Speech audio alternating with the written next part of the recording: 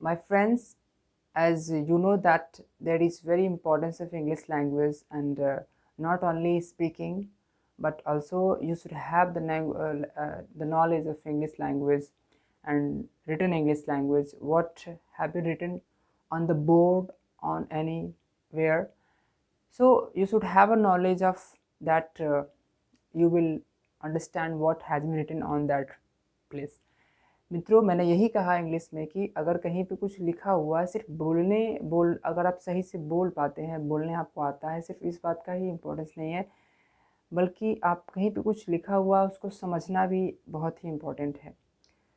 सो इसके लिए सबसे पहली बात है कि अगर बोलना भी सीखना चाहते हैं तो उसके लिए आपको रिटन इंग्लिश आनी चाहिए, यानी कि ग्रामेटिकल नॉलेज आपको चाहिए, जो कि ग्रामेटिकल नॉलेज एक तो आपका कम्पिटिटिव मोड में है, एंड एक स्पोकन के नज़रिए से है। तो कम्पिटिटिव मोड में जब जाते हैं तो कम्प्लीटली ग्रामर रूल को फॉलो करना पड़ता है।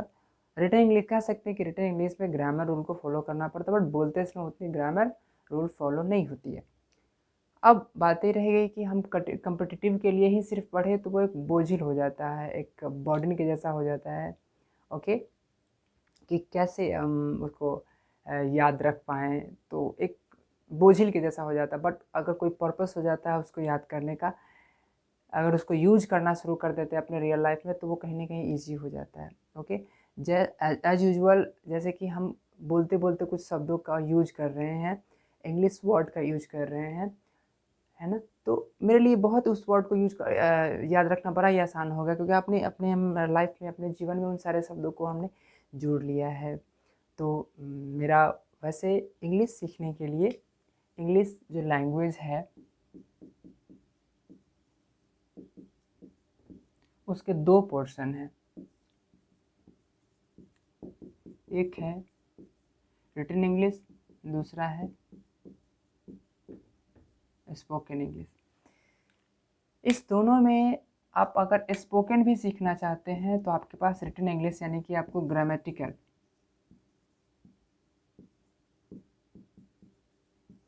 ग्रामेटिकल नॉलेज आपके पास होनी चाहिए। एंड इसका इम्पोर्टेंस आपको कॉम्पिटिटिव एग्जाम में भी दिखता है। ओके, सो अगर हम स्पोकन भी सीखना चाहते हैं तो हमारे पास सबसे पहले रिटन इंग्लिश की जानकारी होनी चाहिए, यानी कि ग्रामेटिकल रूल के बारे में बस नॉलेज होनी चाहिए। तो कहीं ना कहीं हम इस पोर्शन पे ध्यान दे रहे हैं तो कॉम्पिटिटिव स्टूडेंट जो हैं उनको भी फ़ायदा होने वाले हैं। तो चलिए हम एक एक करके इस पर थोड़ा सा ध्यान देते हैं। जैसा कि इसमें से कुछ विशेष इसमें बातें हैं जिसको हम ध्यान रख सकते हैं, जैसा कि सबसे पहले है वर्ड को लेकर के कंसेप्ट। वर्ड को लेकर के जैसे कि जो नाउन है, या फिर नाउन में ही कह सकते हैं कि जो स्पेलिंग का जो करेक्शन है वो भी उसी कैटेगरी में आ जाता है, यानी कि वर्ड के स्पेलिंग को लेकर के, वर्ड के कैटेगरी को लेकर के। तो ये सारी चीज़ें, साइनोनिम्स, एंटोनिम्स, ये सभी चीज़ें बहुत ही मायने रखता है कॉम्पिटिटिव एग्जाम के लिए। तो कहीं ना कहीं हम उस चीज़ों पर ही थोड़ा सा ध्यान फोकस करेंगे। साथ साथ सेंटेंस की जो रीअरेंजमेंट होता है, सेंटेंस को कैसे अरेंज किया जाए, इस पॉइंट पे भी हम ध्यान रखेंगे। तो सबसे पहले इंग्लिश लैंग्वेज के थोड़ी सी हम रूट में जाते हैं कि लैंग्वेज है क्या। तो वर्ड से भी तो पहले लेटर आया, अक्षर। तो इंग्लिश में कितने अल्फ़ाबेट है, तो टोटल 26 लेटर्स हैं। अल्फ़ाबेट का ये कैपिटल लेटर, स्मॉल लेटर, ठीक है। तो कितने हैं टोटल, 26 है।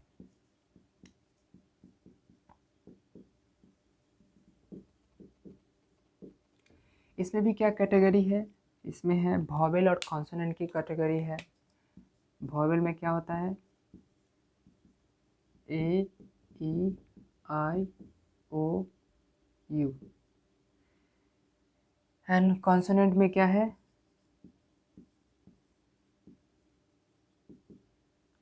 एक्सेप्ट वॉवेल, यानी कि वॉवेल को छोड़ करके जो बच गया वो सारे के सारे क्या है, कॉन्सोनेंट है, वॉवेल को छोड़ के जो बच गया। अब क्या है, वर्ड क्या है, word is the combination of letters which gives a certain meaning. शब्द क्या है, इन्हीं अक्षरों का समूह है जो कि एक सर्टेन मीनिंग को देता है। जैसे इसी में से अगर बी मिल जाए, ए मिल जाए, इसी में से टी मिल जाए, तो इसका एक मीनिंग है बैट मीन्स बल्ला, राइट।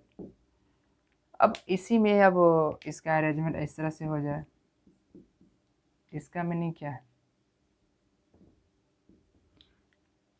Don't know. तो इस तरीके से आई थिंक इसका मीनिंग शायद हो भी, मतलब लॉन्ग एंड शॉर्ट कह सकते हैं कि जो अक्षरों के जो समूह है, the group of letters which gives a certain meaning, which gives a complete sense, जो एक पूर्ण अर्थ को प्रकट करता है, वो क्या है, शब्द है। अब शब्द की कैटेगरी में आप देख सकते हैं। अच्छा, एक बातें हैं जैसे कि ये हमारे सोशल, ये हमारे नीड है कि जब हम बात कर रहे होते हैं या फिर सामाजिक जीवन में कुछ शब्द, कुछ शब्द ध्वनि ऐसे निकालते हैं जिससे मुझे लगता है कि हम किसी को कॉल कर रहे हैं, किसी पर्टिकुलर व्यक्ति समूह को हम इंडिकेट कर रहे हैं।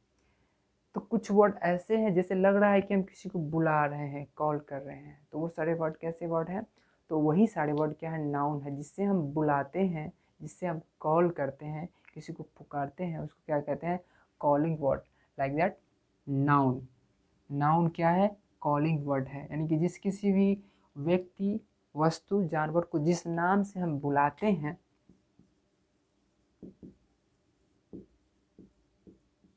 जिस नाम से हम बुलाते हैं, यानी कि कॉलिंग वर्ड, वही क्या है, नाउन है। इसके रिवर्स में भी आप सोच सकते हैं कि जो भी नाउन है वह किसी न किसी व्यक्ति, वस्तु, जानवर का वह नाम होगा डेफिनेटली। ओके, तो इसमें भी अलग अलग टाइप है। खैर, हम वर्ड की कैटेगरी पे बात कर रहे हैं। अच्छा, कुछ वर्ड ऐसे भी होगा जिससे लग रहा होगा कि कोई एक्शन हो रहा है, कोई घटना घट रही है, उस घटना का नाम, उस एक्शन का नाम, उस क्रिया का नाम, जो घट रहा है उसका कुछ न कुछ नाम होगा। ठीक है, जैसे कि एक्शन वर्ड, इसे लग रहा है कोई घटना घट रही है, कोई काम हो रहा है, एक्शन वर्ड है, तो ये वर्ब की कैटेगरी में आ गया। अच्छा, कुछ वर्ड ऐसे होगा, लग रहा होगा कि मक्खन लगा रहा है, यानी कि उसकी बड़ाई कर रहा है। तो जब कॉलिंग वर्ड, यानी कि किसी नाउन की जब बड़ाई कर रहा है, उसको क्या कहते हैं, जैसे कि राम है, रामी जब बुआ, राम एक लड़का है। ठीक है, तो लड़का भी किसी एक प्रजाति को इंडिकेट कर रहा है, एक समूह को इंडिकेट कर रहा है ना। तो अब इसी में कह दे, Ram is a good boy. आपको नहीं लग रहा है कि लड़का, राम एक लड़का है, लेकिन थोड़ा सा वर्ड क्या कर रहा है, उसको क्वालिफाई कर रहा है, मक्खन लगा रहा है उसमें, उसको थोड़ा ज़्यादा ही बड़ाई कर रहा है कि राम लड़का है और दूसरे में राम अच्छा लड़का है। ठीक है, तो ये क्या कर रहा है, नाउन को क्वालिफाई कर रहा है। तो जो नाउन को क्वालिफाई करता है, that is the qualifying word. क्या है, क्वाली वर्ड। तो ये क्या है, एडजेक्टिव है। इसमें इंपॉर्टेंट बात क्या है कि जब यह नाउन को क्वालिफाई करता है तो इसको एडजेक्टिव कहते हैं। ठीक है, कोई घटना घट रही है, कोई लड़का पढ़ रहा है, खेल रहा है, कोई चल रहा है, जैसे एक सेंटेंस ले लेते हैं,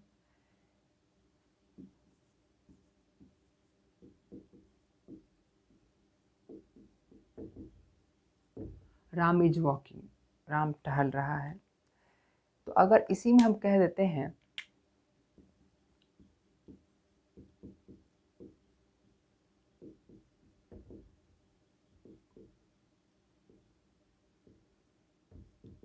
राम इज वॉकिंग स्लोली, तो क्या है, इसमें जो वर्ब है उसको स्लोली क्या कर रहा है, क्वालिफाई कर रहा है, वो धीरे धीरे चल रहा है, तेजी से चल रहा है। तो ये वर्ड क्या है, वर्ब को क्वालिफाई कर रहा है ना। तो यहाँ भी क्वालिफाइंग वर्ड है। ठीक है, यहाँ भी क्या है, क्वालिफाइंग वर्ड है, बट ये किसका है, ये वर्ब का क्वालिफाइंग वर्ड है, इसलिए इसको क्या कहते हैं, एडवर्ब कहते हैं। ठीक है, जो वर्ब को क्वालिफाई करता है उसको एडवर्ब कहते हैं, जो नाउन को क्वालिफाई करता है उसको एडजेक्टिव कहते हैं। अब कुछ एडवर्ब ऐसे भी हैं जो एडजेक्टिव को क्वालिफाई करते हैं, है ना। जैसे देख लीजिए भेरी, भेरी वर्ड के बारे में अगर चर्चा करें तो यह भेरी क्या है, जो दूसरे एडजेक्टिव है उसको भी क्वालिफाई करता है, या भेरी एडवर्ब को भी क्वालिफाई करता है ना। तो यानी कि एडवर्ब क्या है, खुद का भी क्वालिफाई करता है, एडवर्ब एडवर्ब को भी क्वालिफाई करता है, एडवर्ब वर्ब को भी क्वालिफाई करता है, और एडवर्ब क्या है, एडजेक्टिव को भी क्वालिफाई करता है। एक सेंटेंस लेते हैं,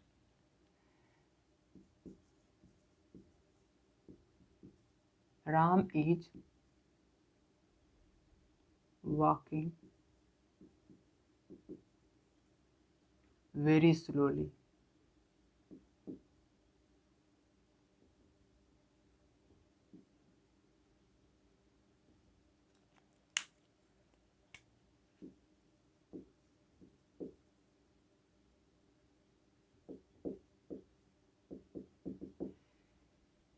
यानी कि राम क्या है, बहुत धीरे धीरे टहल रहा है। तो ये क्या, वेरी क्या है, जो एडवर्ब जो वर्ब को क्वालिफाई कर रहा था, ये वेरी क्या उस एडवर्ब को भी क्वालिफाई कर रहा है।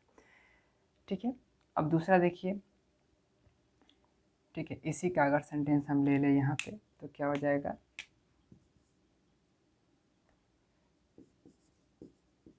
Ram is very good boy. Ram बहुत अच्छा लड़का है। अब ये वेरी क्या है, इस एडजेक्टिव को भी क्वालिफाई कर रहा है।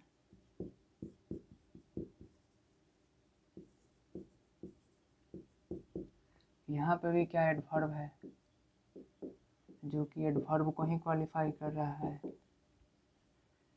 तो इस तरीके से हम देख सकते हैं कि एडवर्ब क्या है, वर्ब को भी क्वालिफाई करता है, एडवर्ब एडवर्ब को भी क्वालिफाई करता है, एडवर्ब एडजेक्टिव को भी क्वालिफाई करता है।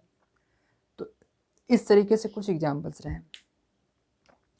अब वो कुछ वर्ड ऐसे हैं, जैसे अगर हम किसी व्यक्ति विशेष के बारे में कह रहे हैं, राम अच्छा लड़का है, राम के पिताजी का नाम श्याम प्रसाद है, राम दो भाई है ना, राम 10वीं कक्षा में पढ़ता है। तो अगर बार बार किसी व्यक्ति का नाम लेते तो ऐसा लगता है कि हम उसको इंसल्ट कर रहे हैं, या फिर दूसरे शब्दों में ये भी कह सकते हैं बड़ा ही भद्दा लगता है। तो हम क्या करते हैं, उसकी जगह पे कुछ सटीक कुछ दूसरे वर्ड का इस्तेमाल करते हैं। जैसे राम एक अच्छा लड़का है, वो पढ़ने में बहुत तेज है, वो दो भाई है, वो 10वीं कक्षा में पढ़ता है। तो वह शब्द क्या कर रहा है कि ये जो भद्दापन है उसको दूर कर रहा है। तो कहीं ना कहीं नाउन के बदले में जो वर्ड यूज कर रहे हैं वो क्या है, कोई ना कोई तो वर्ड है, तो उसको एक अलग कैटेगरी में रखा गया। उसका क्या नाम दिया गया, तो उसका नाम दे दिया गया प्रोनाउन।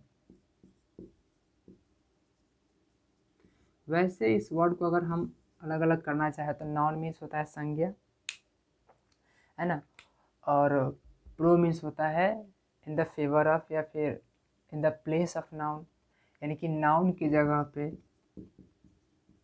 जिसका इस्तेमाल करते हैं वही क्या है, सर्वनाम है। आपको बता दे, कॉलिंग और नाउन को संज्ञा कहते हैं,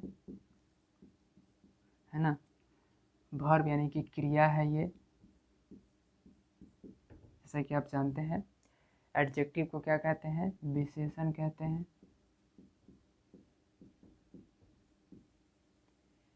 ठीक है, एडवर्ब को क्या कहते हैं, क्रिया विशेषण कहते हैं।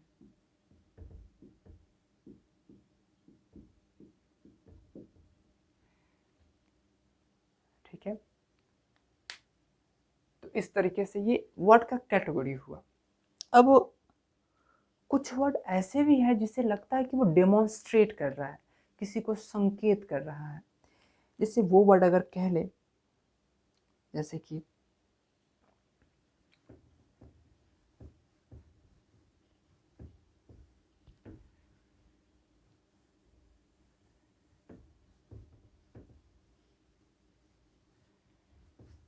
कुछ वर्ड जैसे कि देखिए,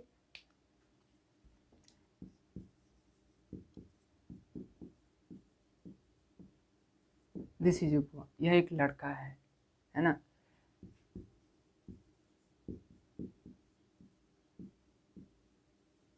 यह भी वर्ड की कैटेगरी, बट ये क्या इंडिकेट कर रहा है, यह लड़का है, वह एक लड़का है, यानी कि नज़दीक दूर, यानी कि पोजीशन को बता रहा है ना। तो ये भी वर्ड की एक कैटेगरी है। कुछ वर्ड ऐसे हैं जिससे लग रहा है कि एक पोजीशन बता रहा है, किसी नाउन के पोजीशन बता रहा है। जैसे कि अगर ये कहे कि पंखा मेरे सर के ऊपर है, राइट, तो या फिर दूसरा एग्जांपल है कि पेन जो है वो टेबल के ऊपर है। तो दोनों ही दो स्थिति है। एक स्थिति में कह रहे हैं कि सर के ऊपर तो है लेकिन टच नहीं कर रहा, दूसरी स्थिति में क्या कर रहा है, वो टेबल से टच कर रहा है, पेन की टेबल पे है तो टच भी कर रहा है। तो दोनों ही तो दो स्थितियाँ हैं, टच कर रहा है कि नहीं टच कर रहा है, तो इसके भी अलग अलग एग्जाम्पल्स हैं, है ना। तो क्या हो जाएगा,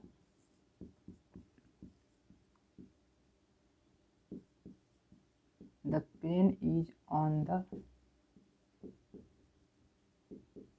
टेबल। कलम क्या है, टेबल पर है। दूसरा है the fan is over my head, है ना। क्या इसमें है, इसमें हमने क्या कहा, कलम मेज पर है ना।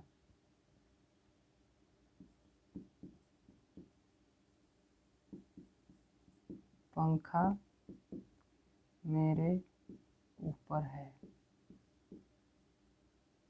मेरे सिर पर है, मेरे सिर के ऊपर है।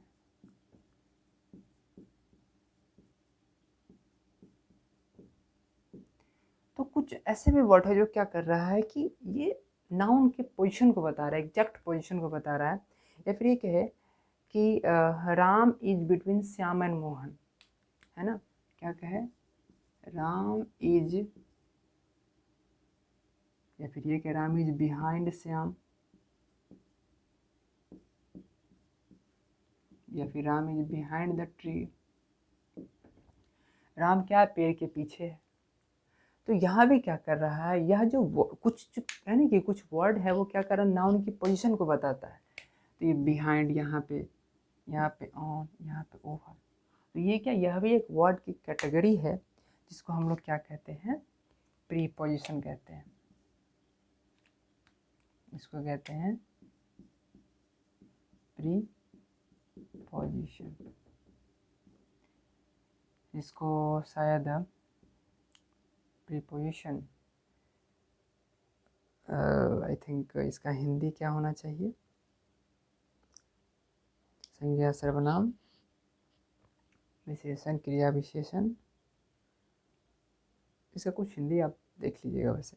तो ये प्रीपोजिशन की कैटेगरी में आता है। एक और कैटेगरी है वर्ड का, उससे ऐसा लगता है कि दो वर्ड को जोड़ा जा रहा है, रिलेट किया जा रहा है। जैसे वह एग्जैक्ट पोजीशन तो नहीं बताता है, बट वो एक दो सेंटेंस को अथवा दो वर्ड को जोड़ता जरूर है, जिसको कनेक्टिंग वर्ड भी कहते हैं, क्योंकि वह कनेक्ट करता है ना। तो उसको क्या कहते हैं, कनेक्टिंग वर्ड भी कहते हैं। हम इस क्लास में एक छोटा सा आपको एक आइडिया दे रहे हैं कि हम कौन कौन से टॉपिक पे बात करेंगे विस्तार में, और विशेष कुछ नहीं है। तो क्या है यहाँ पे, कनेक्टिंग वर्ड्स, कनेक्टिव वर्ड कहिए चाहे कनेक्टिंग वर्ड कहिए, है ना।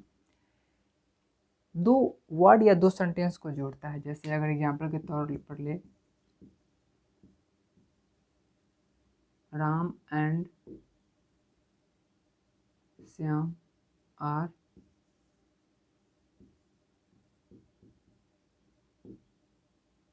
गुड स्टूडेंट्स, अच्छे छात्र हैं। तो यहाँ पे क्या कर रहा है, यह दो सेंटेंस, दो वर्ड को जोड़ रहा है, एंड, है ना। तो इसी वर्ड को कनेक्टिंग वर्ड कहते हैं, या फिर दूसरे कह सकते हैं कंजंक्शन,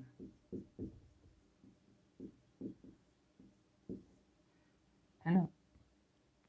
अब जंक्शन तो समझ रहे हैं, रेलवे जंक्शन, जो ट्रेन को जोड़ता तो नहीं है बट उसके एक दूसरे से रिलेट करने का, वो एक स्टेशन से दूसरे स्टेशन को जोड़, बीच में वो जोड़ने का एक जगह होता है। उसी तरीके से दो वर्ड को जोड़ने का काम करता है।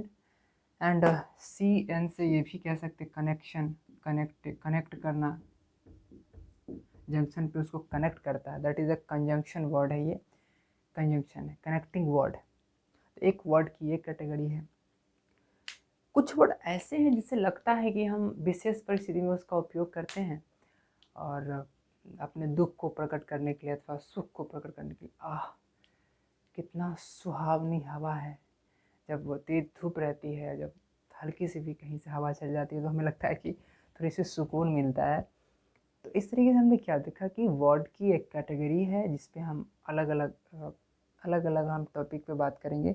नाउन के बारे में, प्रोनाउन के बारे में, एडजेक्टिव के बारे में, वर्ब के बारे में, एडवर्ब के बारे में, प्रीपोजिशन के बारे में, कंजंक्शन के बारे में, इंटरजेक्शन के बारे में। हाँ, आहा हा, आश्चर्य, कितना सुंदर दृश्य।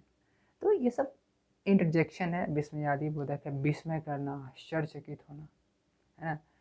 इस तरह के जो वर्ड्स है, तो ये कुल मिलाकर के ये वर्ड की जो कैटेगरी है वो 8 कैटेगरी है, जिसको पार्ट्स ऑफ स्पीच कहा जाता है। स्पीच यानी सेंटेंस का वो पार्ट है, 8 पार्ट है, यानी कि पार्ट्स ऑफ स्पीच यानी कितने होते हैं, तो 8 होते हैं। Noun, pronoun, adjective, verb, adverb, preposition, conjunction, interjection. तो इस पे अलग अलग लेक्चर में हम अलग अलग तरीके से यानी कि उसके विस्तार पे बात करेंगे। ठीक है, तो मिलते हैं नेक्स्ट वीडियो में। Thank you for watching.